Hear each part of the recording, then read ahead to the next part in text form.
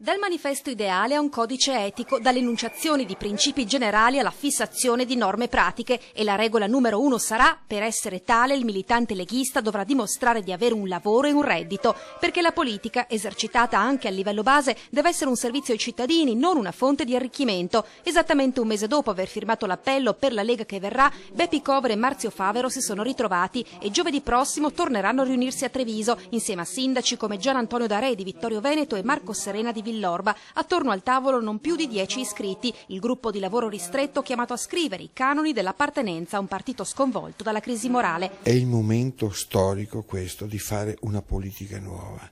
Sono successe negli ultimi 6 mesi tali e tante novità a livello politico nazionale e non, che non rendersi conto, non prendere atto di queste novità è perlomeno miopia. Bisogna rigenerare tutti i partiti, io dico, assieme a Bepi Covere, dal basso, partendo dai comuni, perché i politici vicini ai cittadini sono più controllati e più responsabili. L'eretico e il filosofo di nuovo insieme, dunque, a favore di quella che definiscono la nuova generazione di amministratori non politicanti. Dobbiamo pensare che c'è una nuova leva di amministratori che deve gratitudine ai fondatori del movimento, ma che adesso deve portare la croce di un rinnovamento. E la pulizia etica dovrà comportare anche una svolta democratica. Tutti quelli che in questi anni hanno mandato giù, hanno sopportato, possono finalmente esprimersi veramente e dare di più al movimento. Nel frattempo gli avversari di centrosinistra assicurano che non staranno a guardare. Dobbiamo voltare assolutamente pagina, a cominciare dalle elezioni amministrative. La Lega ormai non è un partito assolutamente che può costituire l'alternativa di governo nelle nostre città e nel nostro Paese.